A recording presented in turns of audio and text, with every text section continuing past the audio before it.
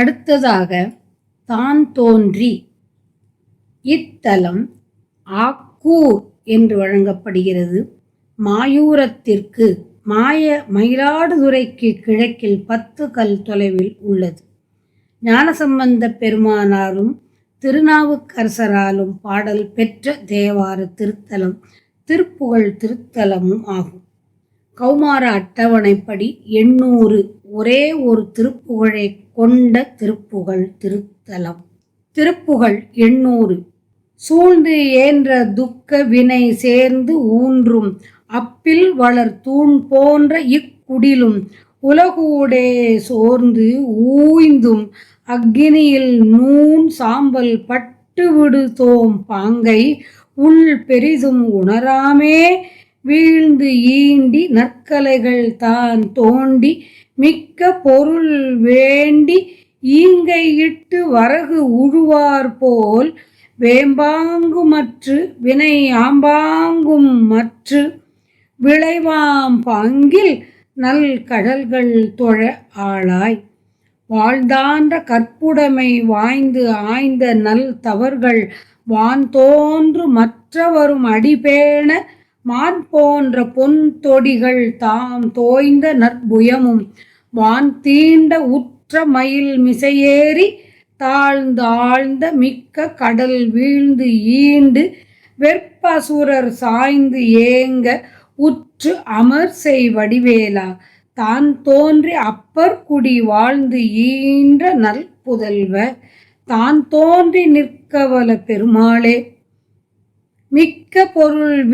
வேண்டி ஈங்கை இட்டு வரகு உழுவார் போல் வேம்பாங்குமற்று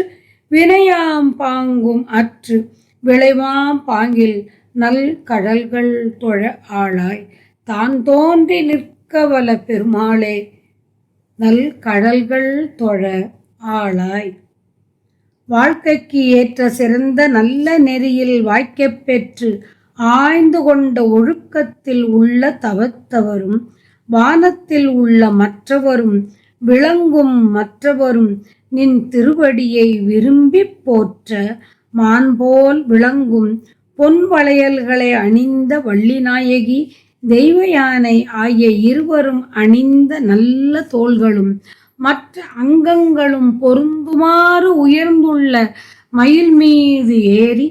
கீழே மிகவும் ஆழமான பெரும் கடலில் விழுந்து நெருக்கமாயிருந்த 7 மலைகளில் இருந்த அசுரர்கள்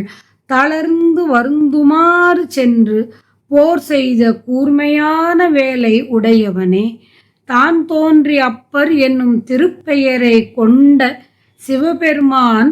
பார்வதி தேவியுடன் குடியிருந்து வாழ்ந்து ஈன்ற நல்ல மைந்தனே சுயம்பு மூர்த்தியாய் தோன்றி நிற்கவல்ல பெருமாளே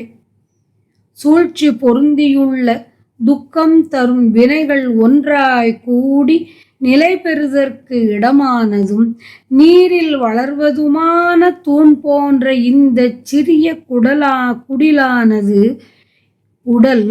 இது உலகத்தில் தளர்ந்து பதம் கெட்டு தீயில் நுண்ணிய சாம்பல் பொடியாகும் குற்றமுடைய இயல்பை மனத்தில் எண்ணி பாராது விரும்பி விரைந்து போய் நல்ல கல்வி நூல்களில் ஆழ்ந்து ஆய்ந்து